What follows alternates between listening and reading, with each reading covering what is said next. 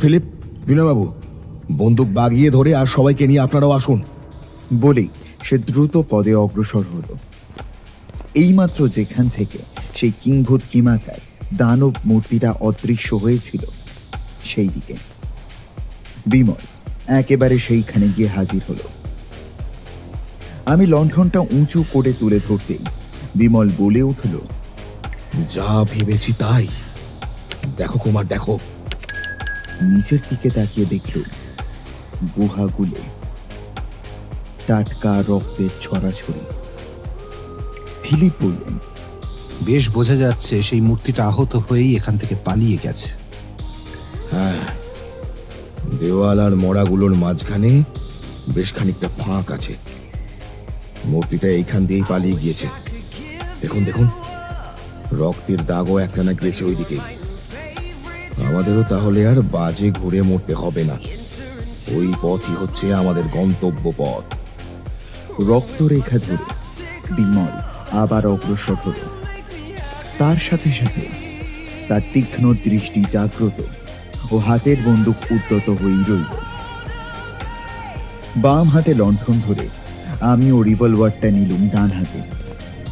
কি জানি কখন কোথায় কোনো ভয়ঙ্করের সঙ্গে আচমকা চোখাচোখি হয়ে যায়, বলা তো যায় না।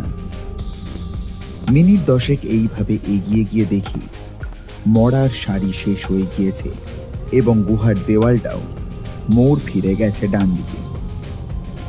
কিন্তু মোড় ফিরে আমাদের সর্বাঙ্গ দিয়ে একটা আতঙ্কের বিদ্যুৎ তরঙ্গ খেলে গেল। পায়ের তলায় দেওয়ালের গায়ে সুদীর্ঘ কার্নিশের মতো হাত দেড়েক চওড়া যায়। তার উপর দিয়ে আমাদের রক্ত ছড়ানো পথ এবং তার নিচে একটি ভয়াল বিরাট অদ্ভুত গহ্বর। অন্ধকারে তার উপর নজর চলে না এবং তার অদৃশ্য তলদেশ খুঁজতে গেল বোধহয় পাতালে প্রবেশ ছাড়া আর কোনো উপায় নেই। ভয়ে কাঁপতে কাঁপতে দেওয়াল ঘেঁষে অতি সাবধানে অগ্রসর হতে লাগল। একবার পা ফসকালে নিশ্চিত মৃত্যু। আরো খানিকটা এগোবার পর অকস্মাৎ এক নতুন ও বিস্ময়কর অনুভূতি আমাকে যেন চাঙ্গা করে তুলল। এতক্ষণ গুহার বদ্ধ আবহের মধ্যে প্রাণ যেন হাঁপিয়ে হাঁপিয়ে উঠছিল। হঠাৎ গায়ে এসে লাগল কনকনে ঠান্ডা মুক্ত বাতাসে আনন্দময় উচ্ছ্বাস। বিমলও অনুভব করেছিল সেটা। পুলকিত কণ্ঠে বলল, কুমার, কুমার, এই যে বাইরের হাওয়া। আমি জবাব দেওয়ার আগে শুনতে পেলুম একটি অমানসিক কণ্ঠের এক ভৈরব হুঙ্কার। ঠিক তার পর মুহূর্তেই যেন দেওয়াল ফুঁড়ে বেরোলো একখানা প্রকাণ্ড রক্তাক্ত ও হিত্রে দানবের মতো ঘোর কৃষ্ণবর্ণ মুখ। তার দুই নিষ্ঠুর চক্ষু দিয়ে ঠিকরে পড়ছে আগুনের ফুলকি। সেই মহাভয়ঙ্কর ও আশ্চর্য মুখখানা আমাদের স্তম্ভিত চক্ষের সামনে জেগেছিল মাত্র 2 কি 3 সেকেন্ড। আচম্বিতে অমানসিক কণ্ঠের ভৈরব হুঙ্কার শুনে আর ততোধিক অমানসিক মুখখানা দেখে আমি এমন চমকে উঠলুম যে আমার হাত থেকে লণ্ঠনটা আর একটু হলেই ফসকে পড়ে যাচ্ছিল। কিন্তু আমার বন্ধু বিমল কি ভয়ঙ্কর সতর্ক। সে যেন যে কোনো মুহূর্তে এই রকম বিপদের জন্য প্রস্তুত ছিল। কারণ মুখখানা আমরা ভালো করে দেখবার আগে গর্জন করে উঠল তার হাতের বন্দুক। একবার নয়, 2 বার। প্রচন্ড একটা দানব দেহ বিষম এক ডিগবাজি খেগিয়ে পড়ল একেবারে পাশের বিরাট ও গভীর গহ্বরের মধ্যে। মনে হল অতল গহ্বরের নিরস্ত্র অন্ধকারের ভেতর ঢুকে মিলিয়ে গেল আরো একটা জীবন্ত প্রাণী। মূর্তিমান অন্ধকার ভগবান জানেন সে বিরাট গহ্বরের গভীরতা কত। প্রায় 15 থেকে 20 সেকেন্ড কাটবার পরেও অনেক অনেক নিচু থেকে উঠে এলো একটা মস্ত দেহ পতনের শব্দ। ফিলিপ বললেন, বাহাদুর বিমল বাবু, আশ্চর্য আপনার লক্ষ্য। রাক্ষসটার দেহের এমন জায়গায় গুলি লেগেছে যে মরবার আগে ও একটা আর্তনাদ করবার সময় পেলে না। রাক্ষসটা নিশ্চয়ই এখানে এসে আমাদের উপর আক্রমণ করবার জন্য তাল করছিল। তোমরা রাক্ষস রাক্ষস করছো কেন? ও রাক্ষস নয়, ভূত, পিশাচ, দৈত্য। প্রেত মানুষ। রাক্ষসও নয়, ভূত পিশাচও নয়, আর প্রেত মানুষও নয়। তবে বিনয়বাবু মুখ খোলবার আগে বিমল বলে উঠল, চলে যাক, ওসব বাজে কথা। কোথা থেকে বাইরের হাওয়া আসছে আগে সেইটাই দেখার দরকার। এমন সময় আমরা সবিস্ময় শুনলুম বাঘার উচ্চ কণ্ঠের উত্তেজিত চিৎকার। এ চিৎকার ভয়ের বা রাগের নয়, পরিপূর্ণ আনন্দের চিৎকার, এবং এ চিৎকার আসছে গুহার বাইরে থেকে। তারপরে যেখানে দানব মূর্তির আবির্ভাব হয়েছিল ঠিক সেখানে যেন পাথরের দেওয়াল ফুঁড়ে দেখা দিল আমাদের বাঘা।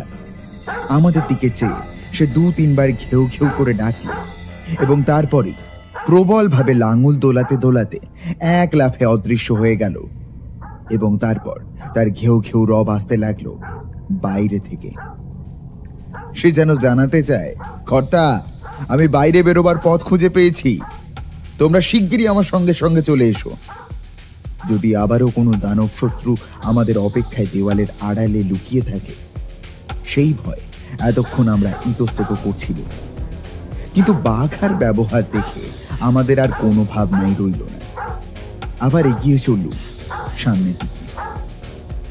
বেশি দূর নয়, মাত্র 10-12 পদ অগ্রসর হই সানন্দে দেখল পাশের দিকে পাহাড়ের দেওয়ালে মস্ত একটা ফাটল, এবং তার মধ্য দিয়েই আত্মপ্রকাশ করছে লক্ষ তারকার চকমকি জ্বালানো কালো আকাশের খানিকটা।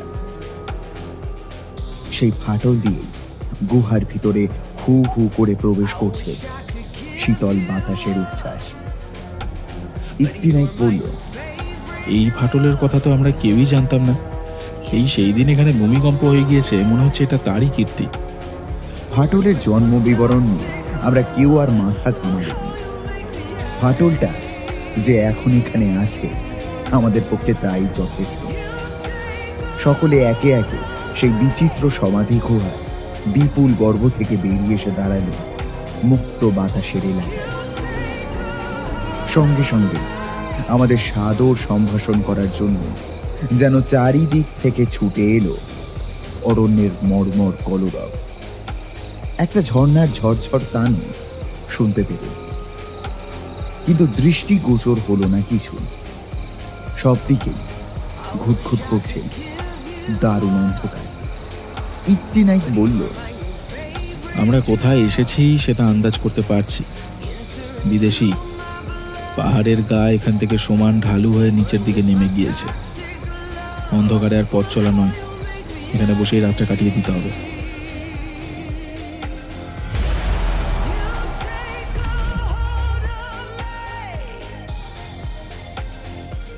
উষার আলোক উৎসবে গান গাইতে লাগলো পাখির দল।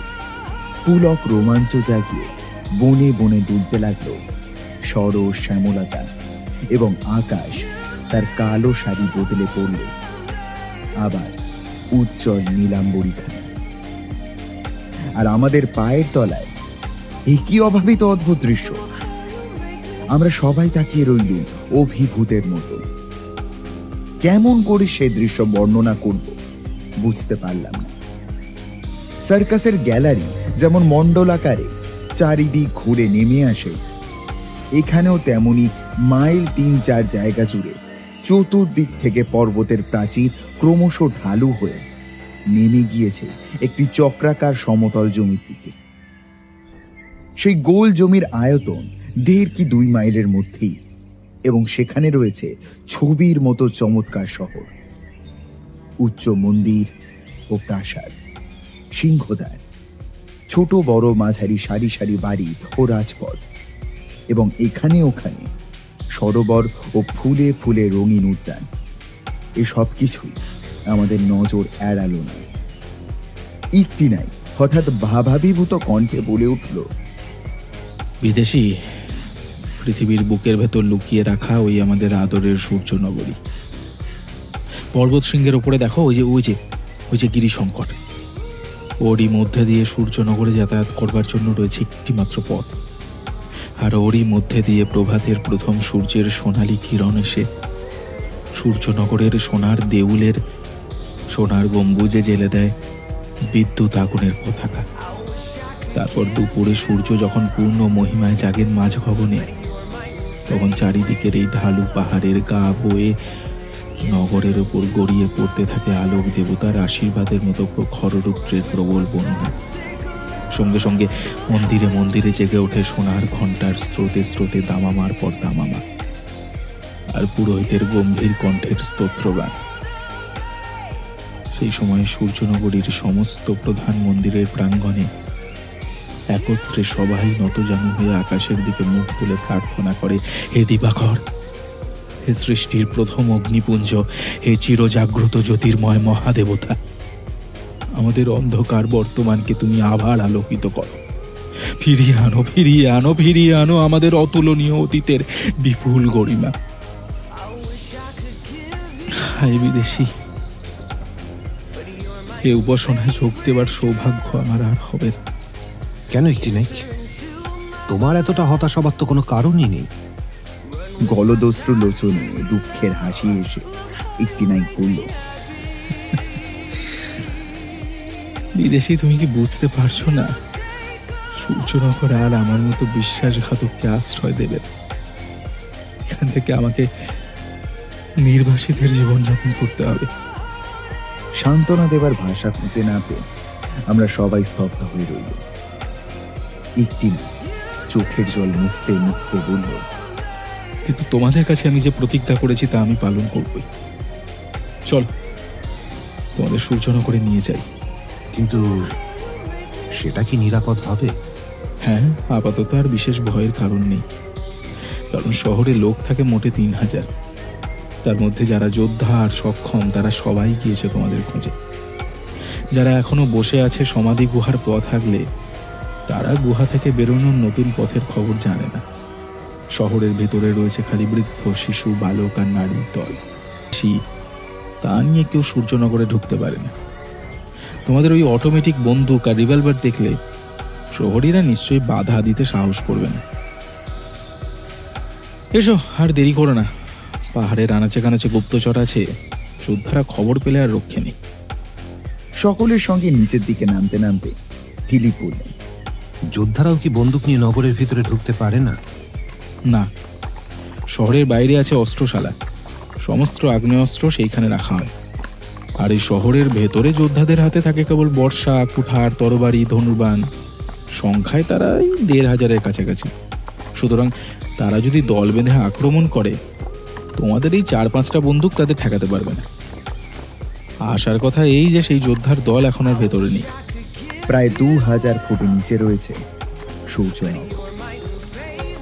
নামতে নামতে প্রধান সূর্য মন্দিরের রৌদ্রোজ্জ্বল সোনার গম্বুজ আমাদের দৃষ্টি আকর্ষণ করতে লাগলো বারংবার। যে দেবতার মন্দিরের এত বড় গম্বুজ সোনায় মোড়া, না জানি তার ভান্ডারে জমা আছে আরো কত আশ্চর্য ঐশ্বর্য। স্পেনীয় দস্যুদের হাতছাড়া হয়ে ইনকাদের গুপ্তধন নিশ্চয়ই ওই মন্দিরের ভেতরেই প্রবেশ করেছে।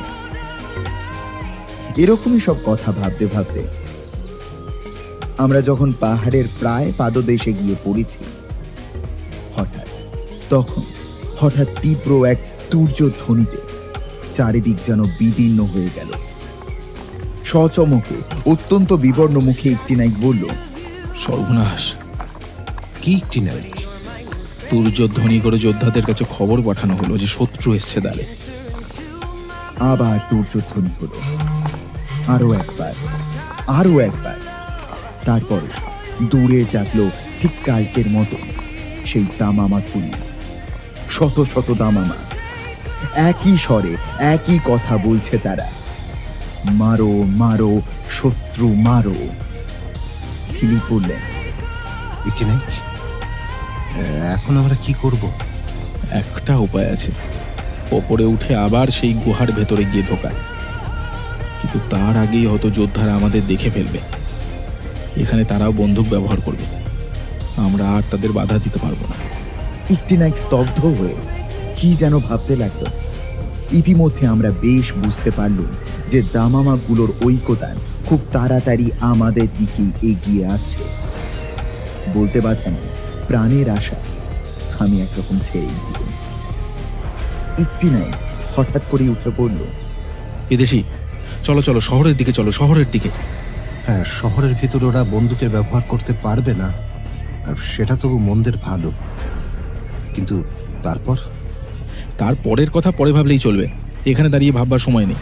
ওই দেখো, পাহাড়ের শিখরের উপরে এর মধ্যেই আবির্ভূত হয়েছে একদল যোদ্ধা। অত উঁচু থেকে তাদের দেখাচ্ছে কতকগুলো ছোট ছোট অতি ব্যস্ত চলন্ত পুতুলের মতো। প্রথম দল বেগে আমাদের দিকে নামতে লাগলো এবং তারপরে পাহাড়ের টঙে দেখা দিল নতুন আর এক দল যোদ্ধা। বার কয়েক বন্দুকের গর্জনও শুনল, কিন্তু গুলিগুলো আমাদের কাছ পর্যন্ত এলো না। বোধ হয় ওরা এখনো আমাদের দেখতে পায়নি। ইকটিনাইক বলল, এসো আমার সঙ্গে। কিন্তু তার আগে একটা কথা। কি? আমি বিশ্বাসঘাতক হতে পারি, কিন্তু বিধর্মী নই। সূর্যনগরে যাবার আগে আমাকে একটা প্রতিজ্ঞা করতে হবে তোমাদের। কি প্রতিজ্ঞা? সূর্যনগরে গিয়ে তোমরা যদি রক্ষা পাও, তাহলে তার গুপ্তধনে হস্তক্ষেপ করতে পারবে না। ফিরে ইতস্তত করতে লাগলো। তাড়াতাড়ি প্রতিজ্ঞা করো। ওই দেখো, শত্রুরা ক্রমেই কাছে এসে পড়ছে। ফিলিপ আমাদের দিকে ফিরে সব কথা বুঝিয়ে দিল। বিমল বলল, মিস্টার ফিলিপ, আসবার আগেই তো আপনাকে বলেছিলেন আমরা গুপ্তধনের খোঁজে বিপদকে বরণ করিনি। আমরা চেয়েছিলাম নতুন অভিযানে বেরোতে, জীবনের নিশ্চেষ্টতা দূর করতে, নতুন বিস্ময়ের সঙ্গে পরিচিত হতে। আমাদের সেই ইচ্ছা সফল হয়েছে। কেন আমরা এদের গুপ্তধন হরণ করব? সাধু বিমলবাবু, সাধু। তাহলে আমারও ওই কথা। বলো বিদেশি, বলো, তোমরা কি প্রতিজ্ঞা করবে না? একটি নাই, প্রতিজ্ঞা করছি আমরা গুপ্তধনের দিকে দৃষ্টিপাত করব না। চলো তবে সূর্যনগরে। আরো 100-2 ফুট নিচে নেমে আমরা সমতল জমির উপরে এসে পড়ল। সামনে নগর তরুণ। সেখানে দুজন প্রহরী দাঁড়িয়েছিল। তাদের মুখের ভাব দেখেই বুঝল আমাদের এই অপ্রত্যাশিত আকস্মিক আবির্ভাবে তারা একেবারেই হতভম্ব হয়ে গিয়েছে। প্রহরীদের হতভম্ব ভাবটা কাটতে না কাটতেই আমরা বাঘের মতো তাদের উপর লাফিয়ে পড়ল। বন্দুকের কুঁদোয় 2-1 ঘা খেয়ে তারা আর্তনাদ করতে করতে পালিয়ে যায়। ওদিকে এতক্ষণ পরে পাহাড়ের উপর থেকে যোদ্ধারাও আমাদের আবিষ্কার করে ফেলেছে। তারা ঘন ঘন বন্দুক ছুঁড়তে লাগে, কিন্তু অত উঁচু থেকে দ্রুত পদে নামতে নামতে তারা বোধহয় লক্ষ্য স্থির করতে পারল না। নগর প্রান্তের রাজপথের উপর এসে জড়ো হয়েছিল যে কৌতূহলীয় বিস্মিত জনতা। গুলিগুলো সোজা গিয়ে পড়ল তাদের ভিতরে। স্বপক্ষের গুলিতে হত বা আহত হয়ে 5-6 জন লোক মাটির উপর লুটিয়ে পড়ল। তাদের কৌতূহল তখনই ঠান্ডা হয়ে গেল। দেখতে দেখতে সে বিপুল জনতা অদৃশ্য। ইকটিনাইক একদমই ঠিক বলেছে। এ হচ্ছে বৃদ্ধ, বালক, শিশু আর নারীর জনতা। এর মধ্যে একজনও যুবক নেই। নগর তোরণের আড়াল থেকে উঁকি মেরে আমরা দেখলুম পূর্ব দিকের পর্বত পৃষ্ঠে যেখানেই তাকানো যায় সেখানেই চোখে পড়ে দলে দলে সশস্ত্র যোদ্ধার মূর্তি। নানা রকম অস্ত্র আস্ফালন ও বিকট স্বরে চিৎকার করতে করতে তারা নিচের দিকে নেমে আসছে ঝড়ের মতো। ফিলিপ ব্যগ্র স্বরে বললেন, একটি নাই, ওরা যে এসে পড়ল। কিন্তু কোনো জবাব না দিয়ে ইকটিনাইক পাথরের মূর্তির মতো সেইখানে দাঁড়িয়েই মগ্ন হলো গভীর চিন্তায়। কি বিপদ! তাহলে কি আমাদের এখানেই দাঁড়িয়ে 1,500 শত্রুর সঙ্গে যুদ্ধ করতে হবে? চেয়ে দেখো কুমার, চেয়ে দেখো। কি বলো তো? কালো বাজ। তাই তো, হ্যাঁ, কালো বাজি বটে। সে তাহলে মরেনি? পাহাড়ে সবচাইতে নিচে যে যোদ্ধার দল, তারই সামনে সকলকার মাথার উপরে মাথা জাগিয়ে কালো বাজে দানবের মতো বিপুল দেহ লাফাতে লাফাতে নেমে আসছে। তার মুখের একপাশে ব্যান্ডেজ বাঁধা, বিমলের বন্দুকের কীর্তি বোধহয়।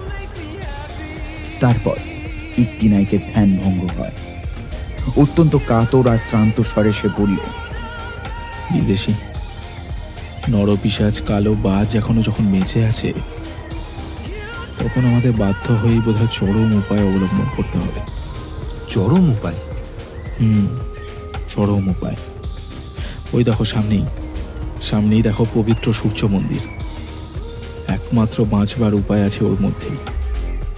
ভেবেছিলাম বিদেশিদের স্পর্শে ওই মন্দির কলঙ্কিত করব না, কিন্তু শেষ পর্যন্ত তাই করতে হলো। বলতে বলতে একটি নায়ক ছুটে চলল। আমরাও তাকে অনুসরণ করল। নীল আকাশে সোনার মাথা তুলে দাঁড়িয়ে রয়েছে বিরাট সূর্য মন্দির। চারিদিকে তার প্রকাণ্ড পাথরের দেওয়াল। একটি নায়কের সঙ্গে সঙ্গে তরুণ পেরিয়ে শত্রুদের ভয় দেখাবার জন্য বারবার বন্দুক ছুঁড়তে ছুঁড়তে আমরা মন্দিরের অঙ্গনে গিয়ে পড়ল। ঝড়ের মুখে যেমন শুকনো পাতা উড়ে যায়, বিস্মিত চমকিত ভীত পুরোহিত ও অন্যান্য লোকেরাও তেমন আমাদের সম্মুখ থেকে প্রাণপণে পালিয়ে কোথায় যে অদৃশ্য হলো বোঝা গেল। মস্ত অঙ্গনের পর প্রধান মন্দিরের বিস্তৃত সোপান শ্রেণী। দ্রুত পদে তার উপর দিয়ে উঠছি আমরা। হঠাৎ অভাবিত কণ্ঠে এক সঙ্গীত ধ্বনি শুনে আমরা সবাই চমৎকৃত হয়ে দাঁড়িয়ে পড়ল।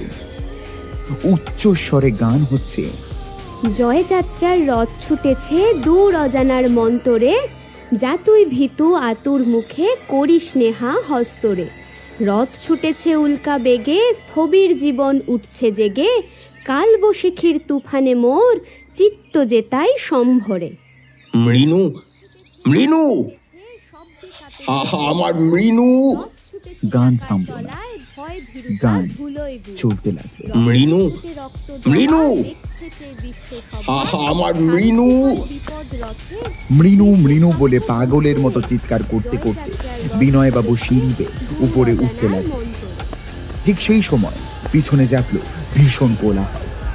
ফিরে দেখি মন্দিরের তোরণ পেরিয়ে অঙ্গনের ভিতরে বেগে প্রবেশ করলে মূর্তিমান মৃত্যুর মতো কালোবাজ এবং তার পিছনে পিছনে যোদ্ধার পর যোদ্ধার দল। মৃণু, আমার মৃণু। মৃণুর গান থেমে যায়। একটি নায়ক বলল, বিদেশি শিগগির সামনে দরজা দিয়ে ঢুকে পড়ো। আমরা যখন সবাই ভিতরে গিয়ে ঢুকলাম, তারপর একটি নায়ক বলল, দরজাটা এখন বন্ধ করতে হবে। মস্ত বড় দরজা, প্রায় 16 ফুট উঁচু ও 8 ফুট চওড়া। লোহার পুরু পাল্লা যেমন ভারী তেমনি দুর্ভেদ্য। এ দরজা বন্ধ করতে হলে অন্তত কয়েকজন লোকের দরকার। ইতিমধ্যে সামনে এসে আবির্ভূত হলো কালো বাজের বিভীষণ মূর্তি, কিন্তু বিমল তাকে এক মুহূর্ত দাঁড়াতেও দিলেন। হঠাৎ বিদ্যুৎ বেগে এগিয়ে বন্দুকের কুঁদো দিয়ে তার মাথায় করলে এমন প্রচন্ড আঘাত যে মূল কাটা কলা গাছের মতো তখনই দরাম করে মাটির উপরে আছাড় খেয়ে পড়ল, আর নড়ল না। একটা টু শব্দও করলেন। পিছনে পিছনে ছুটে আসছিল যে যোদ্ধার দল, আমরা বার কয়েক অটোমেটিক রাইফেল ছুটতেই তারা আবার চোখের আড়ালে সরে পড়ে। অঙ্গনে পড়ে ছটফট করতে লাগলো কেবল কয়েকজন আহত। তারপর আমরা সবাই মিলে মন্দিরের সেই প্রকাণ্ড দরজা ভিতর থেকে বন্ধ করে দিল। বন্ধ দরজার উপরে ফ্যাশন দিয়ে দাঁড়িয়ে একটি নায়ক হাঁপাতে হাঁপাতে বলল, আর আমাদের ভয় নেই। মূল মন্দিরে ঢোকবার এই একটা মাত্রই দরজা।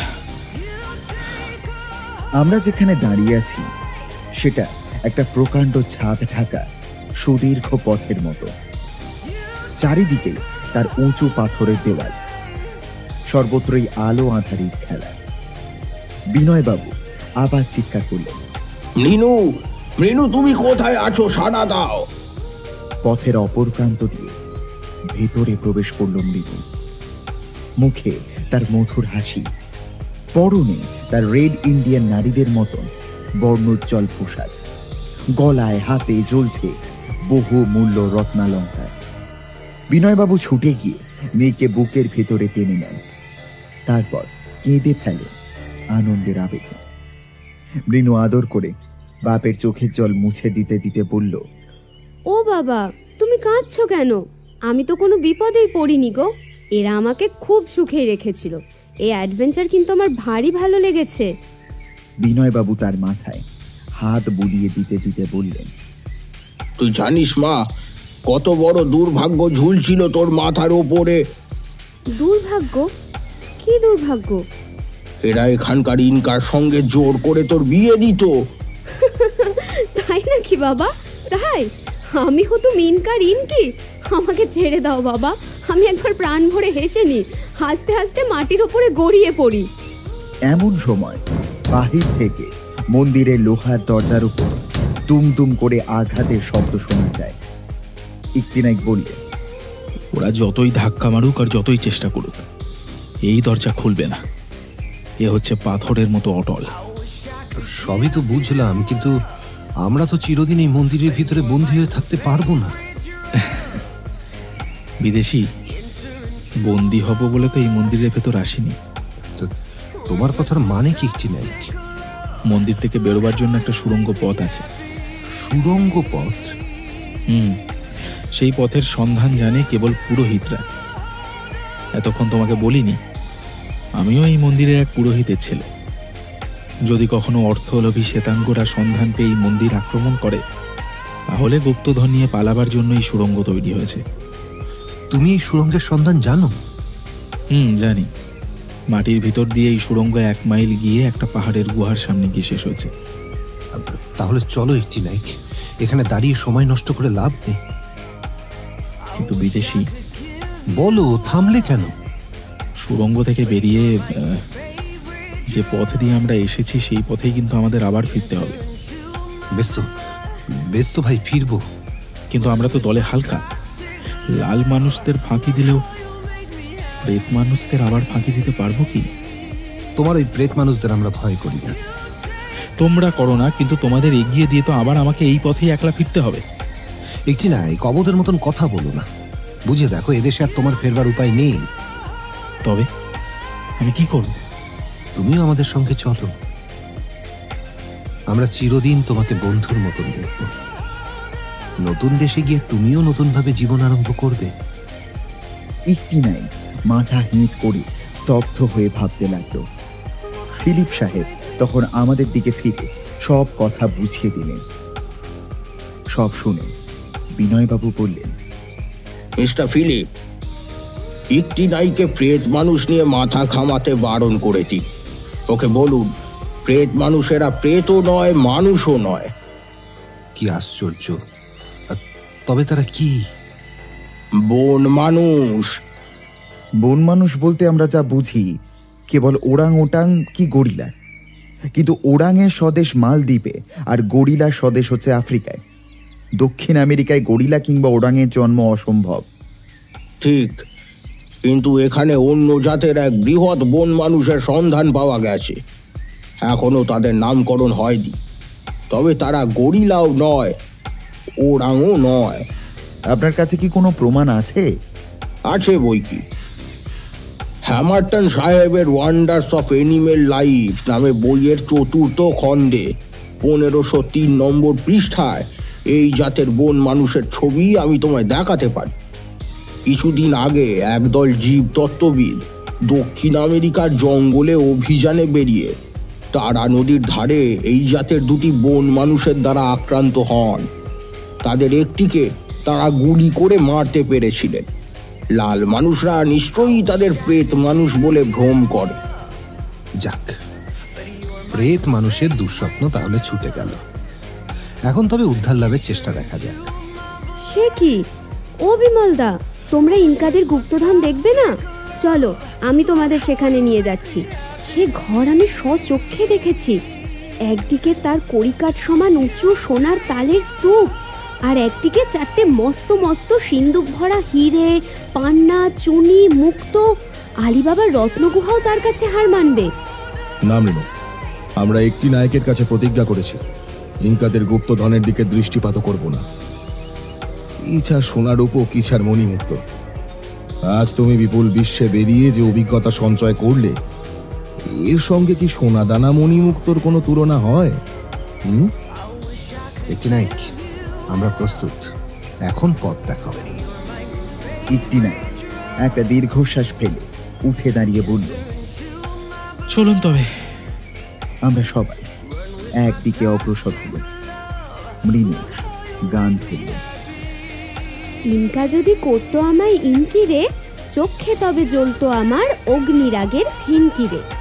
এক চড়ে তার ঘুরতো মাথা, কুচকে যেত বুকের ছাতা। ভাবতো বোকা এমনি ভাবে কাটবে আমার দিন কিরে, এ যে বিষম ইনকিরে। মৃণুর গান শুনে বাঘা উপর দিকে মুখ তুলে শেয়ালের মতো স্বরে চিৎকার শুরু করল। তার জন্য যারা নতুন আমাদের চ্যানেলে, তারা সাবস্ক্রাইব করে বেল আইকন প্রেস করো এবং পুরনো সদস্যরা প্রচুর প্রচুর শেয়ার করো। তাহলে আজকের মতো আসি বন্ধু, ওই কথা রইল, তোমরা কিন্তু শেয়ার করে দিচ্ছ প্রচুর পরিমাণে। আর আমরা খুব তাড়াতাড়ি ফিরছি নতুন কোনো গল্প নিয়ে। ততক্ষণ পর্যন্ত সকলে ভালো থেকো এবং সকলকে ভালো রেখো। শুভ রাত্রি।